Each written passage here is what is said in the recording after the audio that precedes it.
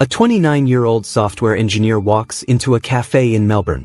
He's wearing a hoodie, carrying a laptop, minding his own business. Within 60 seconds, 3 people have moved tables. He's done nothing wrong, except be Indian. In 2024, hate crimes against Indians surged 127% in Canada, 89% in Australia. They're spiking across 14 countries. From Vancouver to Dubai, London to Sydney, Indians are becoming the most visible and most resented immigrant group on the planet. But here's the part no one's telling you. Indians are often their own worst enemy. So what's really happening? Is this racism? Is it backlash? Or is there something deeper, something uncomfortable that we need to talk about? Let's break it down. But before we dive in, if you're new here, hit the subscribe button and leave a comment. I subscribe. And I'll personally welcome you into the family. With that said, let's get started. First, let's zoom out. Why this intensity? Between 2019 and 2024, Indian immigration exploded. Canada saw a 410% increase. Australia, 310%. The UK, 220%.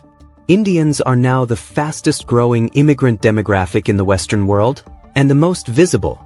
But visibility comes with a target on your back. Meet Priya. She's 34, an HR manager in Vancouver. In 2023, she had a great job, spotless credit, stellar references. Then her landlord evicted her.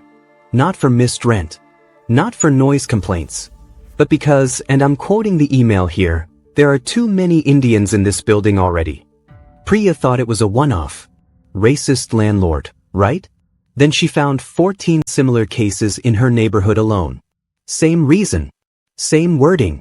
A 2024 University of Toronto study found that 67% of landlords in high immigration zones admitted to tenant fatigue, specifically with Indian renters. They cited noise, overcrowding, cultural clashes. And here's the uncomfortable part. Some of these complaints aren't entirely wrong. Because what's happening isn't just racism. It's a backlash against behavior patterns that even successful Indians privately admit exist. So let's go there. Let's talk about what no one else will. In 2024, a LinkedIn post went nuclear. My Indian manager only hires Indians. 4.7 million views. 190,000 comments. And it ripped open a wound that's been festering in corporate America for years. Meet Raj. He's 41, a tech lead at a Fortune 500 company in Seattle. Between 2021 and 2023, he hired 11 people. Every single one of them was Indian. When HR finally confronted him, Raj said, "They're just the best candidates." But internal data told a different story. 78 non-Indian applicants, with equal or better qualifications, had been rejected at the interview stage. No callbacks. No second rounds. And Raj isn't an outlier. A 2023 Stanford Workplace Diversity Study found that Indian managers show 3.2 times higher in-group hiring preference than any other demographic in North American tech. That means if you're Chinese, Nigerian, Latino, or white, and you're applying to a team led by an Indian manager, your odds drop significantly. This creates ethnic silos. Entire departments where everyone speaks Hindi in meetings, where cultural references exclude non-Indians, where promotions feel predetermined. I spoke to a Chinese-American engineer in San Francisco. She told me, "I've been rejected from 3 different teams in the last year. All had Indian managers. My qualifications were identical to the people they hired. But I wasn't part of the club." And here's the cruel irony. Second-generation Indians feel it too. One software engineer in Boston told me, "I'm Indian American, but I don't feel Indian enough for the uncles at work, and I'm too Indian for everyone else. I'm stuck in the middle." Companies are noticing. Google, Microsoft, and Meta have all quietly implemented diversity audits specifically targeting hiring patterns in Indian-led teams. The data is damning. So the nepotism controversy? It's real. It's documented. And it's alienating entire workforces. But that's just surface level. Because the real issue goes deeper, into something India exported along with its engineers. India's 3,000-year-old caste hierarchy didn't stay in India. It followed Indians abroad, and it's tearing workplaces apart. Meet Amit. He's 38, a Dalit engineer in Silicon Valley. In 2022, he was promoted to senior developer at a mid-sized tech firm. Excellent reviews. Strong peer feedback. Then his colleague, Arjun, a Brahmin, stopped speaking to him. At first, Amit thought it was work stress. But within weeks, Arjun organized a cultural committee at the office. Diwali celebrations, cricket matches, potlucks. And Amit wasn't invited. When Amit asked why, Arjun said, "It's not personal." But it was. HR investigated. They found WhatsApp messages. Arjun had written, "He's from that community. Don't associate too closely. That community. Dalit. Untouchable." This isn't a one-off. In 2020, Cisco was sued for caste-based discrimination. The case is still ongoing. And in 2023, California became the first state to add caste as a protected category under civil rights law, after more than 1,200 complaints from Indian workers. A 2024 survey by Equality Labs found that 68% of Dalit Indians in the US have experienced caste discrimination at work, from being excluded from projects to being openly mocked for their surnames. One Dalit woman in Seattle told me, "I changed my last name. I tell people I'm from South India and keep it vague. Because if they know my caste, my career is over before it starts." And here's the sickest part. While Indians march for Black Lives Matter, lobby for anti-racism laws, and demand diversity quotas, they're importing the world's oldest form of racism.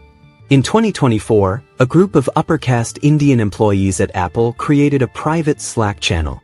They called it Heritage Network. Sounds innocent, right? Except Dalit employees were systematically excluded.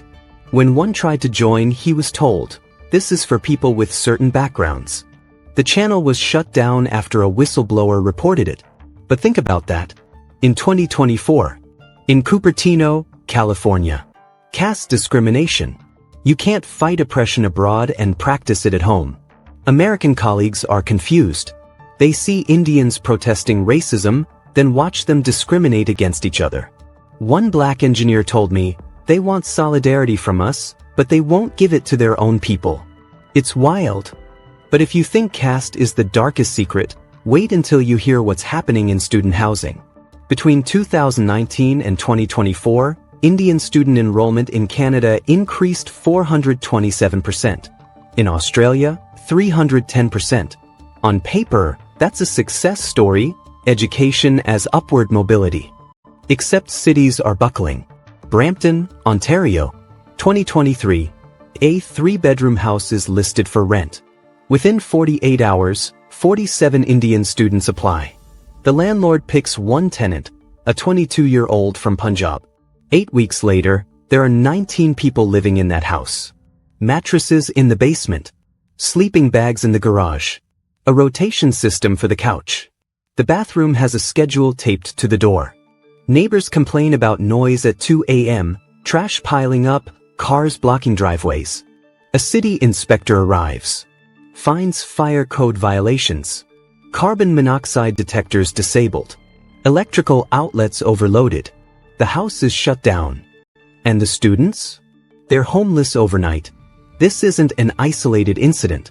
A 2024 CBC investigation found that 31% of rental properties in Brampton with Indian international students violate occupancy limits. In Surrey, British Columbia, landlords have started putting "no international students" clauses in listings. Legal? Questionable. Happening? Absolutely. And locals are furious. Comment sections explode. They're ruining our neighborhoods. Send them back. This is an invasion. But here's what the media won't tell you. Many of these students are victims. They've been sold a lie. Indian education agents, operating legally but unethically, charge $8,000 to $15,000 per student to secure college admissions. They promise jobs, permanent residency, a better life. What they don't mention, the jobs are mostly minimum wage at Tim Hortons or Subway. The degrees are often from diploma mills. And the cost of living in Toronto, Vancouver, Sydney, it's crushing. So students arrive with $30,000 in debt. Their parents sold land to send them. There's no going back. They share rooms not because they want to, but because they're desperate. I spoke to a 23-year-old student in Melbourne. He shares a bedroom with 5 other guys. They sleep in shifts. 2 sleep during the day, 4 at night. He told me, "I came here for a better life. Now I'm living worse than I did in India. But I can't go home. My family will never forgive me." A 2024 Australian government report found that 44% of Indian students paid agent fees that violate international guidelines. These agents operate with impunity. They rake in billions. And students pay the price. But governments are complicit. Canada issued 900,000 study permits in 2023. They knew the housing infrastructure couldn't handle it. They didn't care. International students pay triple tuition. It's a cash cow. So students cram into houses. Colleges get rich. Agents get richer. And Indians become the face of an immigration crisis they didn't create. But while students are struggling, there's one behavior that makes everything worse, and it's avoidable.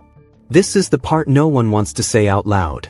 But in anonymous surveys, locals cite hygiene and public behavior as top complaints about Indian immigrants. And some of it is legitimate. Meet Harpreet. He's 26, just moved to Melbourne for grad school. Week 3, his Australian roommate moves out. No explanation. No argument. Later, Harpreet finds a note slipped under his door. "Please clean the bathroom after use." The smell is unbearable. Harpreet is confused. He cleans the bathroom every day. He's meticulous. Then he realizes he's using water to clean himself. His roommate expects toilet paper. Cultural difference. Not malice. But the damage is done. A 2023 University of Melbourne study on cross-cultural housing found that 61% of conflicts in shared living spaces stem from bathroom and kitchen etiquette, not racism. Now imagine this. You walk into a shared kitchen. There's pressure cooker steam fogging the windows. Turmeric stains on the counters. Oil splattered on the stove. The smoke alarm's been disabled because it kept going off during dinner prep. There's a smell you're not used to, not bad, just unfamiliar, strong. You're not racist for feeling uncomfortable. You're human. But here's where it escalates. You mention it to your roommate. They get defensive. "This is how we cook. If you don't like it, leave." Now it's not just cultural difference. It's entitlement. A property manager in Sydney told me, "I've had to evict 4 groups of Indian students in the last year. Not for noise. Not for late rent. For hygiene violations so severe that we had to professionally deep clean the units. Cockroach infestations. Mold. Grease buildup in ventilation systems that posed fire hazards." And it's not just students. Upper middle class Indian families too. In 2024, a luxury condo building in Toronto circulated an internal memo. Residents are reminded not to dispose of food waste in toilets. It was sent after multiple plumbing backups traced to Indian units where residents were washing dishes and disposing of food scraps in bathroom sinks. The building didn't name anyone. But everyone knew. Cultural norms collide. In many parts of India, plumbing can handle it. In Toronto it can't. But here's the thing, adaptation works. Toronto piloted a cultural orientation program for international students in 2024. Topics included garbage disposal, noise ordinances, kitchen etiquette, bathroom norms, recycling rules. Result? A 90% reduction in housing complaints in participating neighborhoods. The solution isn't assimilation. It's awareness. But while students are learning to adapt, there's a wealthier class of Indians creating resentment of a different kind. In Vancouver, Indians now own 23% of luxury real estate, despite being just 8% of the population. In Sydney, 19%. In London, 14%. In Dubai, Indians make up 30% of property investors. And locals are furious. Meet Kuldeep. He's 52, a tech executive. In 2022, he bought his 4th property in Toronto, a $2.3 million home in a desirable neighborhood. He outbid 11 Canadian families. He plans to rent it out for investment income. 6 months later, a local news station runs a story, "Foreign buyers lock locals out of housing market." They don't name Kuldeep, but they show his street. Interview his neighbors.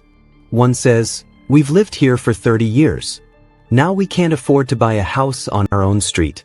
We're being priced out by people who don't even live here." Kuldeep is shocked. "I'm a permanent resident. I pay taxes here. I followed every rule. My money is legal. Why am I the villain?" And he's right. But perception doesn't care about legality. A 2024 Canadian Housing Affordability Report found that in cities with high Indian immigration, housing prices rose 34% faster than the national average. Now, correlation isn't causation. Indians didn't create the housing crisis, governments did. Zoning laws that prevent dense housing.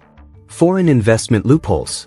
Decades of treating real estate as an investment vehicle instead of a human right. But Indians became the visible scapegoat. Because when a local family loses a bidding war to an immigrant investor, the rage is personal. It doesn't matter that Chinese investors buy more property. It doesn't matter that real estate corporations own entire neighborhoods. What matters is who you can see. And Indians?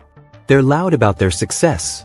In 2023, a viral TikTok showed a Diwali party in a Vancouver mansion.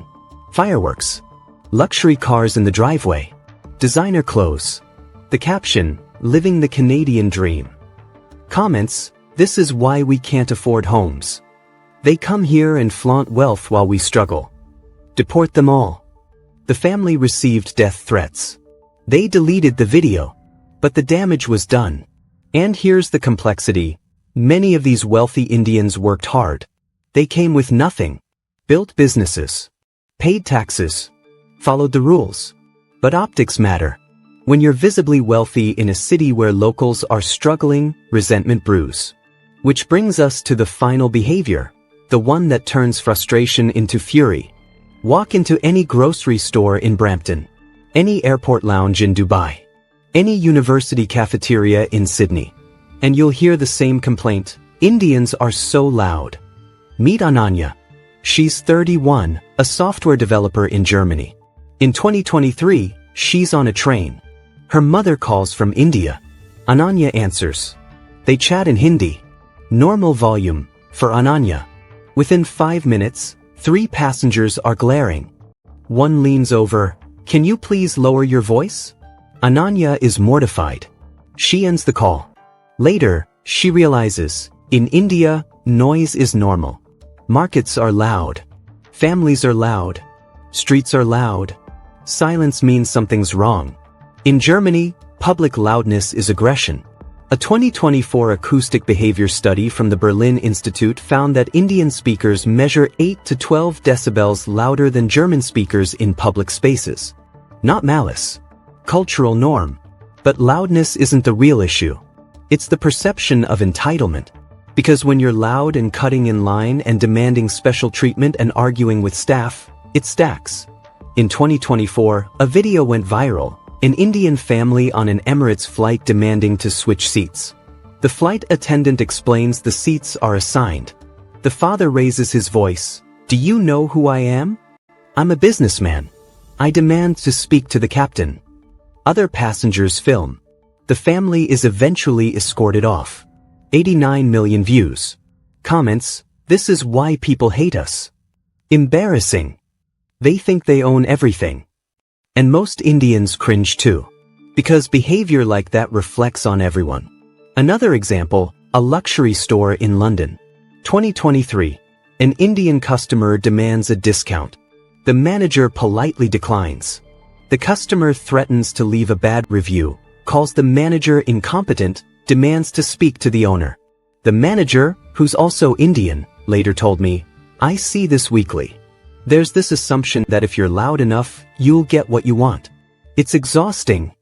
But there's hope." Third culture Indians, the ones who grew up straddling 2 worlds, they're the bridge. They code switch. They adapt. They challenge stereotypes from the inside. One second-gen Indian in London told me, "I teach my parents. I say, you can't talk on speakerphone in the tube. You can't haggle at Tesco. You can't cut in line. These aren't attacks on your culture, they're just how things work here. Adaptation isn't betrayal. It's survival. So is the hate justified? Or is something darker at play? Here's what we haven't addressed yet. Yes, some Indian behavior needs to change. But let's be brutally honest. No other immigrant group faces this level of scrutiny. Chinese investors buy more property than Indians. Nigerian students overstay visas at higher rates. Middle Eastern immigrants have stricter cultural practices. Why isn't the hate evenly distributed? A 2024 Global Xenophobia Index found that anti-Indian sentiment grew 340% faster than anti-Chinese or anti-Nigerian sentiment, despite similar immigration numbers. But because Indians are brown, because they speak English, because they demand space, because they refuse to stay invisible. Meet Mira. She's 45, a doctor in the UK. She's been there for 18 years. During COVID, she worked 16-hour shifts in the ICU. Saved countless lives. Patients wrote thank you letters. In 2024, she's walking home from the hospital. Still in scrubs. Exhausted. A man approaches. Spits at her. Shouts, "Go back home, Paki." She's not Pakistani. Doesn't matter. To the attacker, all brown is the same. All brown is foreign. All brown is a threat. Mira told me, "I've given this country 18 years. I've saved lives. And to him, I'm still just a brown face that doesn't belong." This is racialized visibility theory. Groups that assimilate less visibly, language, dress, skin tone, face disproportionate backlash. So yes, some Indian behavior needs work. But let's not pretend this is just about behavior. It's about race. It's about power. It's about who's allowed to take up space. And Indians? They take up space loudly. Which means the question isn't just, are Indians hated? It's, can they survive the hate long enough to change the narrative? Here's the truth. Indians are hated because they're visible, ambitious, and imperfect, like every immigrant group that came before them. Italians faced this in the 1920s. Called dirty, criminal, clannish. The Irish before them. The Vietnamese in the 1980s. Called invaders, job stealers. History rhymes. But here's what Indians can do. If you're Indian abroad, adapt visibly. Learn local norms. It's not assimilation, it's respect. Hire diversely. Break the nepotism cycle. Call out caste discrimination. You can't fight racism while practicing it.